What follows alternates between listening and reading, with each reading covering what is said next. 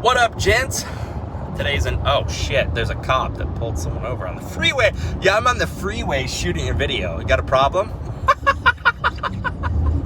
I'm gonna get arrested for posting this, but that's okay. Today's an errand day. I ran around doing errands all day, but at least I'm getting paid.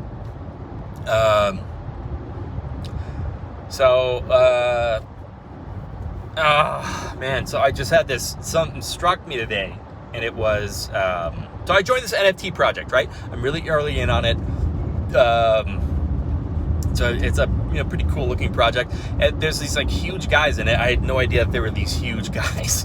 It's just funny because it's like you never know who you're going to encounter in whatever business venture you go on. You just don't know who you're going to encounter, and I've had this experience before when I've done real estate stuff, where you're doing some kind of real estate thing, and then someone knows someone else, and the guy that they know is just like some 8-figure maniac, and you sit down with him and talk to him, and he, it's like, oh, it's this guy's like rich as fuck, but he's just a guy just like me, and I'm just sitting here talking to him, like trying to sell him on my project, really. But it's humbling, and it's what would you say, disenchanting? It's a little bit sort of disenchanting in a good way, in a positive way, when you encounter these really, really rich guys. So I joined this NFT project, and you can tell that whoever is running it is not very experienced. But they got this one guy involved, and he's this like huge influencer, I guess. I don't know who the fuck he is. And he has all these connections, of course, because influencers always have connections. And he was going to start doing plugs with like these like big rap artists and stuff. And but then the crew was so negative because it's the NFT space, right? So the launch for this NFT did not go according to plan at all. They had a couple of big crypto guys lined up to sort of promote their project, but then one guy had this unfortunate misunderstanding, and I think they handled it pretty poorly. The project that I'm with is they handled it poorly, I think. I don't really know, but the guy got super butthurt and thought that he got blocked from the project, and started talking shit about it, and started calling it a scam and all this shit.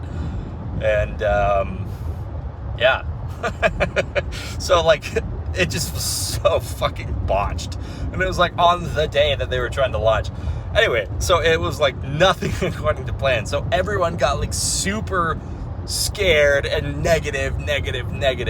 And like the one guy on our side who was useful was this one influencer, and all of a sudden this guy's like, look, if you guys can't stop being so fucking negative, I'm out. And he basically just ghosted the Discord for like 2 days or something. But in the meantime, everyone like returned to positivity, which was a good thing. Anyway, being part of this group sort of made me realize why I hate social groups. So I cannot stand social groups. And I think that I have sort of been aware of this. So the reason why I hate social groups is because it's social. That's the reason why I hate social groups. Because people just sit around and they talk, and they talk, and they talk, and they talk some more. And it drives me fucking nuts.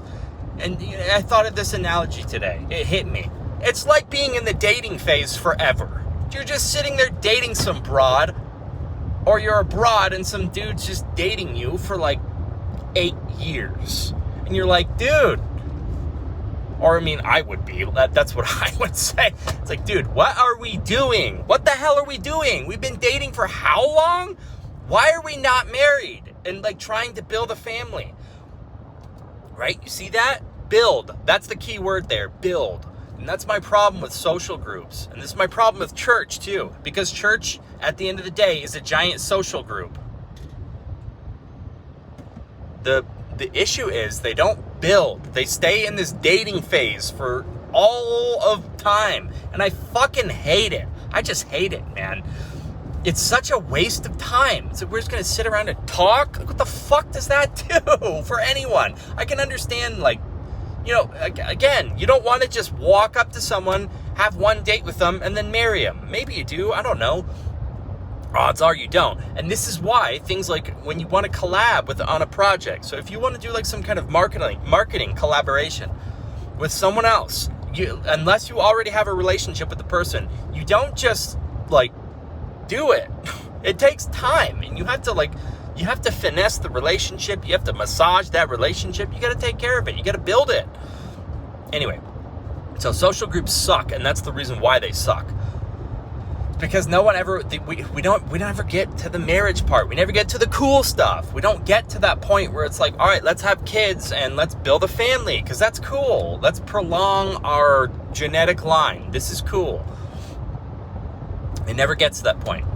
And it pisses me off, man. Being part of this NFT project is nice because we're actually trying to build something. And people's attitudes really fucking matter. How quickly shit gets like dragged down from one negative person. And you've experienced this before. If you're watching this, I know you've experienced this before. We experience this at any social party, any kind of social gathering too. It doesn't, like, it even happens in purely social settings, is what I'm saying. One negative person brings everything down. You've experienced this at work, I'm sure. You have that, like, everyone's, like, pretty cool, but then you have that one fucking coworker that just complains and bitches about everything, and it's like you have to walk on eggshells around them, and it just brings everyone's mood down, and it's just miserable. And this is part of the reason why I can't fucking be in a job. I can't just be in a job. People are too, like, stupid. They're just, like, genuinely stupid. Honestly. So this project I'm in, get this. Like, check this out. This is how fucking stupid people are. People will buy into the project and they'll dump like 1,500, not 15 grand. They'll dump, like $1,000, $1,500 into this project. And then they'll just sit in the Discord server and talk shit about it. And it's like, what are you doing, bro? Like, what? It's like, hey, I'm going to go buy this stock. Oh, by the way, I'm going to hop on what is it called? They have the calls, the stock. Like, if you own shares of the stock, you can hop on a call and like discuss strategy of what the business is doing and all that kind of stuff. And, usually only big shareholders bother with that kind of thing because they're the ones who have, skin in the game, and they're the ones that can swing their weight around. But it's like being in that position, and then you go on the call and you start like talking shit and start talking about how horrible the stock is. It's like, what are you doing? You just invested into something and now you want to shit talk it. You're so stupid. And this is how stupid people are. And this is why I can't be an employee, because people do this at their fucking job too. They'll go and they'll get hired at some job, and then they'll just sit and complain about it every single day in, day out, complain about everything. It's like, what are you doing, dude? You're so dumb. Go get a different job. God, it's insane. People do that with relationships too, by the way. All that to say, I hate social groups, and I hate those negative people too. But, all that aside, people are stupid, and it's the reason why I'm unemployable. But a big like aha moment for me, as they say, was I realized when I look at groups, it doesn't matter what group it is, I unconsciously project that social group thing onto it. And don't get me wrong, like I'm not saying it's bad to be social. It's not bad to be social. You have to be social. Like, it's in the same way that you have to date, right? Even after you're married, you still have to date. You do. Even after you're married, you still have to like take time and carve time out to talk to your wife, to talk with your family, to discuss what's going on. You have to let's just get the kids the fuck out of the picture and let's go to dinner or something, right? Like, you still have to do that. So I'm not completely knocking the social thing. I actually love social stuff. With the right people, I love social things. I love but I want the building to be part of it. Like, let's build something, and then when we hit success, let's celebrate it, and let's like have some fucking Wagyu and wine or something, right?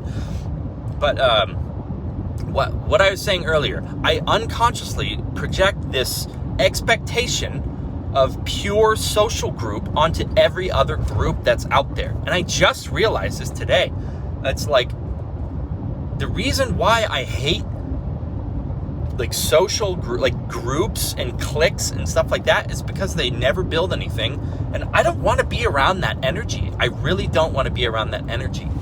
But I'm wrong. I'm wrong to assume that, because some groups do build. They do build stuff. And even if they don't build, you know, there are people, there will be individuals in the group that collaborate with each other, and, you know, you're a sales guy, I'm a marketing guy. Let's hook up somehow. Let's do something, right? Like that, there's real power behind that. And, you know, I think that's probably my biggest mistake, might be that. I'm not sure. My biggest entrepreneurial mistake is, I keep coming back to this, is I want to do everything on my own. I try to do everything on my own. But then again, like at the same time, I fucking hate doing things on my own. I need other people involved for it to remain interesting and remain, you know, keep my gears going and keep my energy flowing into the project. Or else I get tired of it. And it's just like, well, this is boring. This is stupid. What am I doing? So I think that has been my biggest flaw. And, you know, where two or more gather in my name, there I am with them. That's true. And I've experienced that. You know, I've been working on my I'll do everything on myself thing. And I've struck some veins with people. I've done some stuff with people, and it's been really good, and it's been great. Sometimes, you know, like I did a house flip last year with a guy, and that was like the first thing I ever did with, like, partnered with someone else. It took me so long to like just understand that. And it was cool. We did really well. I learned so much from that project. Good God. I matured so much from that project. I learned about myself. I learned like skills. I learned real estate stuff. And, you know, the project itself didn't end the way I wanted it to. I wanted to hold the house, but because of our situation, like no one had financing to back it. So we had to take out all these loans. There was so much debt with that house, and we had to clear it because I didn't want to just stick my partner and have him have a bunch of debt and have him pay for it. You know, that's not fair. So I was like, okay, let's just cut the cord, cut our little house. You know, it was just a flip. I wanted it to be a longer term thing. I checked this estimate on it today. God, man, we sold that house at $225, and the Zillow's estimate, I checked today, and it's $275. We sold that house about a year ago, a little over, like a year plus a month or two ago. It's gone up fucking 20%. And for real estate, that's insane. But, you know, if things would have gone according to my plans, it's like, cool. You know, we've been cashing in on rent money. Right? And now we could sell it now. And we would get more than $275, by the way, because it's brand new rehab. You know, the comps, when you look at the comps in the neighborhood, it was like laminate countertops and like the original cabinets and all this kind of shit. But we pimped that place out, man. We did a good fucking job on that rehab. We pimped that place. That was a badass rehab. I gotta say, we did really well on that house. We could throw it up for $285 right now and get an offer within a month. I guarantee it. Possibly even $290. If I would, it's an older house, like 80s build, and late 80s. So they used it wasn't poly pipes, but it was PVC pipe.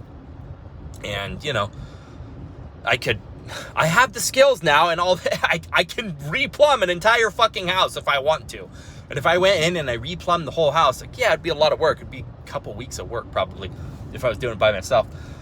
But it's so cheap because, you know, I'm doing all the labor. I don't have to pay anyone for the labor.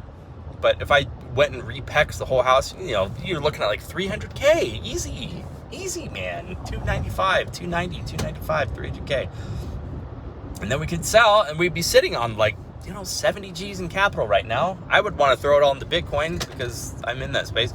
But, you know, anyway, all that to say, learn from me, man. Learn from my mistakes. And my mistakes are, I try to do everything on my own, and that's not the right way to do it. My mistake is I think that no one else wants to build, basically, but I know that they're out there, and I know that there are people who want to build out there, but I project my own experiences, which we all do this. I project my own experiences in the past with purely social groups, and I take that and I say, well, all these social groups are that way. Not true. And you know what? There are people out there in these groups, and there are skilled people who can do shit out there. And the question is, what do you have? What do you have that you can offer to some of these people? What do I have that I can offer to some of these people? I have a lot now. I actually realize this now. Like, I have a lot. I have a lot more than I realize, and a lot more than I think. But I haven't, like, you can't find that out until you start putting yourself out there and sort of stress testing yourself and your own ideas and your own things versus what other people are doing. So, all that aside, I'm almost at my destination, so I'm going to be getting out here. This can of spray paint is rolling around on the floorboard. Oh, shit. Oops. I'm in a rich man neighborhood. So, all these things said, learn from me, learn from my mistakes, and take it and run with it, man. Like, we have so much power. We have so much power inside of us. And the camera's like way off. We have so much power inside of us.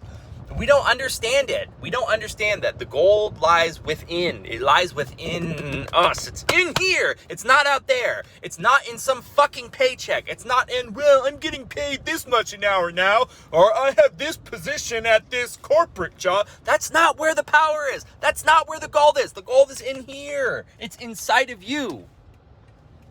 And again, that's what I was told. I was taught that by the guy that taught me to flip houses. He's a scam artist. Yeah, sure. But he was a wise man, and he knew what the fuck he was talking about in some ways. He just didn't always apply it. He was the kind of guy that didn't apply it, didn't practice what he preached. There we go.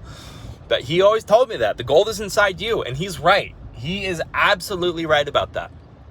But you have to develop it. It doesn't, you don't just wake up one day and it's like, oh, look, I'm valuable. Like, no, that's not how it works. You have to put the fucking work in, and it's hard. It's strenuous. It's stressful. It's like risky. It's crazy. And you'll feel like, sometimes you'll feel like your fucking life is coming to an end, and it kind of is sometimes.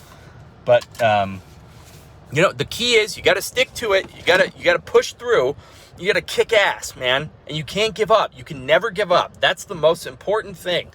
That's the, what was the name of that movie? The McDonald's guy. There's a movie made about the McDonald's guy, the founder. And he had the whole premise was tenacity. I have tenacity. What's the difference between me and whoever else? Well, I didn't give up and the other guy did. That's it. And he's like fucking cutthroat, crazy ass guy, but small details. All right. I'm at my destination. Never give up. Learn from my mistakes. Kick ass.